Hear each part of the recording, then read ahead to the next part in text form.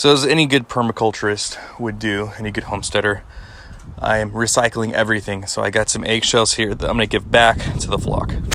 So as you can see, there's 2 more eggs, which is great. Some chickens will lay a little later on in the morning, but it got me thinking.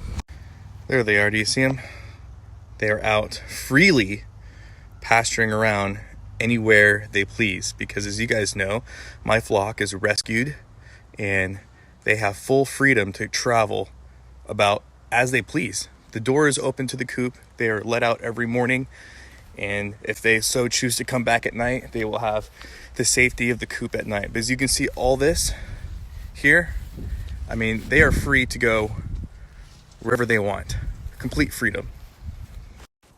So my flock, as you can see here, includes chickens, ducks, turkeys. As you can see, they are free to come as they please. If they don't want to come in at night, that's fine. Sometimes they don't come in at night. Not all of them. And guess what? Nothing wrong with that. I hope to see them rummaging around the next day or so. And sometimes they've never come back because they are free to come and go as they please. And you can see one of the ducks right there running in. They found where I left the eggshells. And like I said, they are free to go as they please. But it just goes to show that, you know, when you talk to a vegan, right, they'll talk about this relationship of coercion and how I'm forcing the chickens to do something they don't want to do. And in fact, it's completely ridiculous. It's ridiculous to think that, you know, all of us are just out here trying to abuse animals and trying to abuse these poor chickens. I hate to break it to you, vegans. My chickens live a freer life than your cats, your dogs, the animals that you take care of. Way more free. I don't tell my chickens where to go. I don't tell them what they can eat. I don't tell them anything. I let them do what they're designed to do, and that is be chickens. And guess what? In the morning, when they leave their coop in the morning, they leave an egg. When I say leave an egg, I mean they literally leave an egg. And every once in a while, you may have a chicken or two within a whole flock that'll go broody, and they may stay on the eggs a couple days, and I let them. But ultimately, I've never had a chicken sit on the egg until completion. And if, as you guys know, for those of you that have ever had biology, that chicken needs to stay on the egg to maintain a humidity and temperature level where the egg won't hatch. So when they leave the egg, they're no longer interested in sitting on that egg. So this idea that consuming eggs from my flock is somehow, you know, vile and patriarchal is complete nonsense. So I encourage vegans to at least think about something, you know. And I'm saying this from a place of seriousness. You always hear these people try to straw man what you call straw manning, like, well, what if you raised or bought local or this or that? And then you have vegans that say, well, you don't do that. Well, vegans, I am somebody that does that, okay? I am somebody that produces my own food for my family. I grow vegetables, fruit trees, I raise animals. I actually do this every single day. This is my life. This is my lifestyle. So I really have to question your morality and your ethics.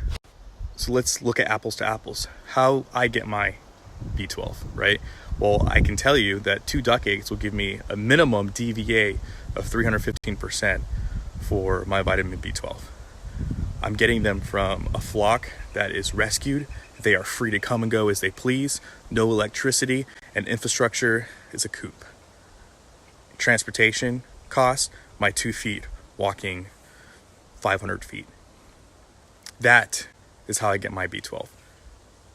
Now let's look at how you get your B12. Also keep in mind the biological value of eggs is 100% versus corn, wheat, or soy, which depending on the product and how it is processed can be as low as 40%. Now let's look what vegans advocate for, because it's not a whole foods plant-based diet when it comes to getting their B12, because it's not possible. So they advocate for supplementation. This is not my opinion, this is merely a fact. So let's look at the infrastructure. You have a full lab that's certified by the FDA, big pharma, that houses anywhere between 100 to 1,000 different personnel.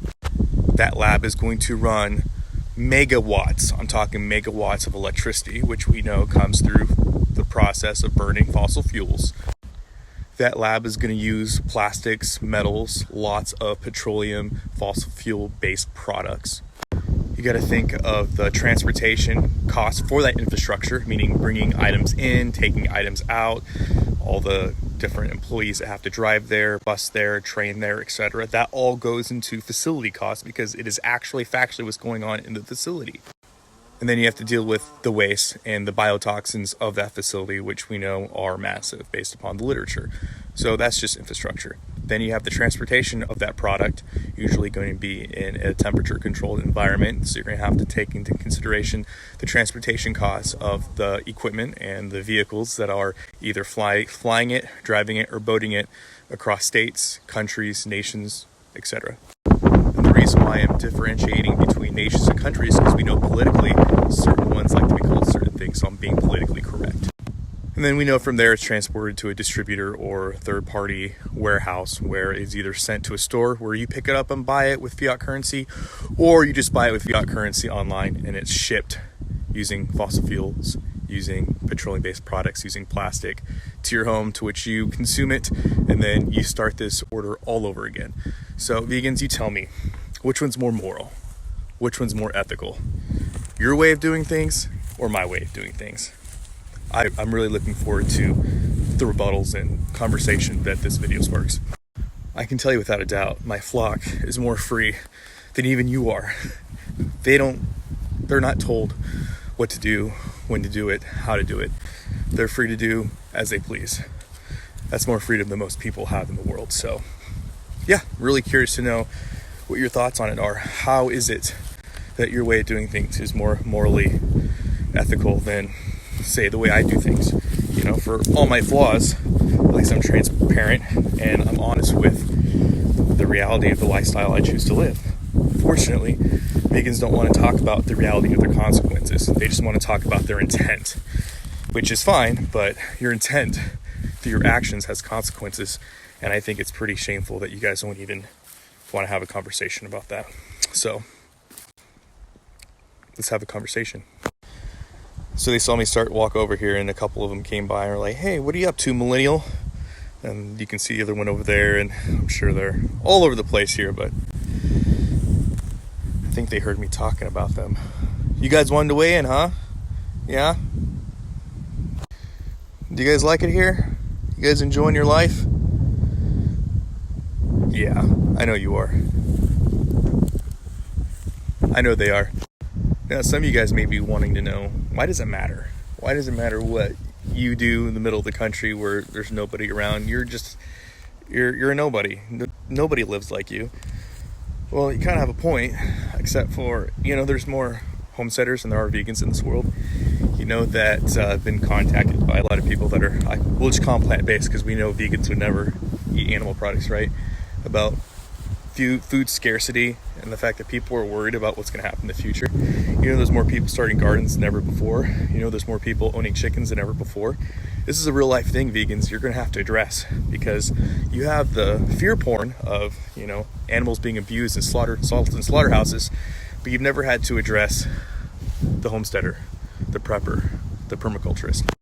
Because at the end of the day, guys, this way of living is our future. So to all the vegans out there, eventually you're not going to have the big corporate fear porn animal slaughterhouse footage anymore. This is going to be the footage and scene you're going to have to fight.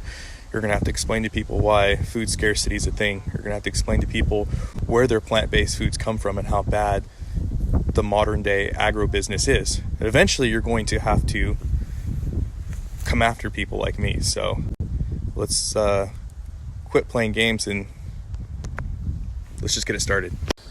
So tell me, vegans, why is it bad to rescue chickens, ducks, turkeys, give them a great home where they're free to come and go as they please, give them a safe place to sleep at night? Let me know why that's bad. I'm curious.